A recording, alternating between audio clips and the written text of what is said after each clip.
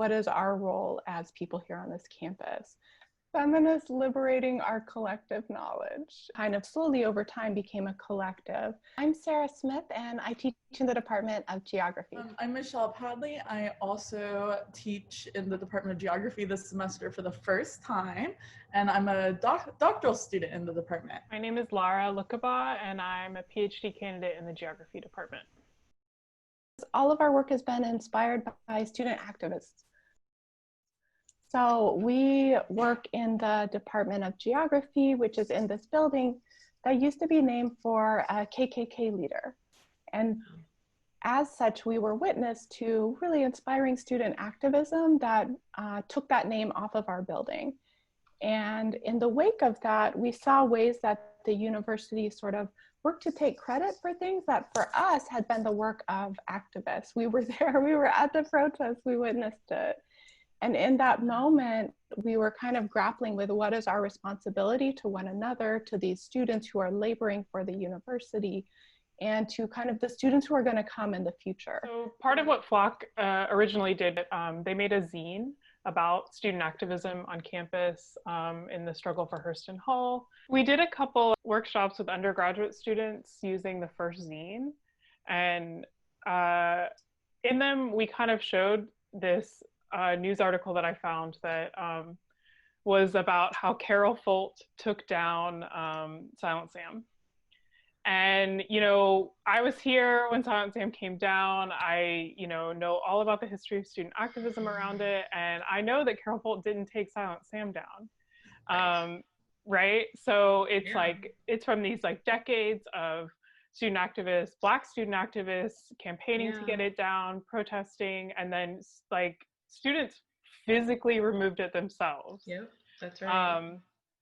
And so in those workshops, we kind of show how, we've been around, we know what happened, but how those the narratives like change and morph and make it look like the university steps up to do this work.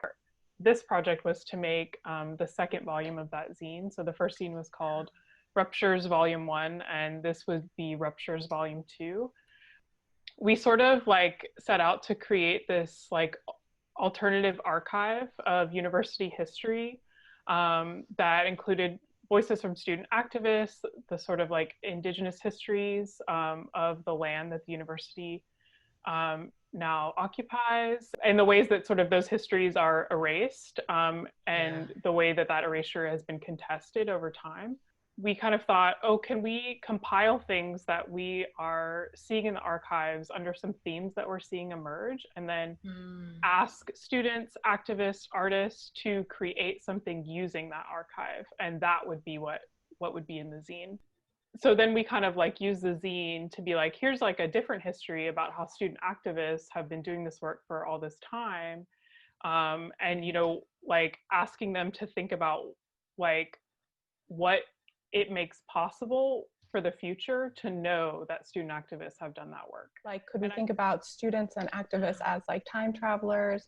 We're thinking about the subterranean histories, the things that are right under our feet and we don't know about them. We don't know that there are indigenous peoples' remains in certain buildings. We don't know, we walk past these things and we don't know this history and the violence that it represents, but also the moments of like fugitivity when people were able to enact different kinds of possibilities in these same spaces.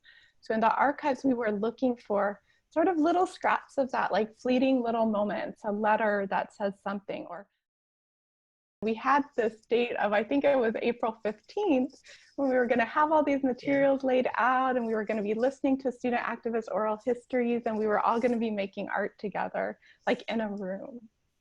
So now we're trying to reimagine that.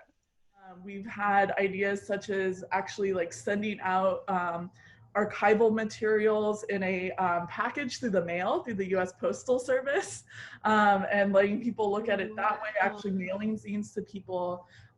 We're trying to think through how to maybe commission artists who are already doing this work. We need to do a timeline of some kind that was like maybe of the last couple years, but then all capturing some of the things that have happened that were disruptions, but then also projecting into like, what would the future timeline look like? Like, what is the possible future, right?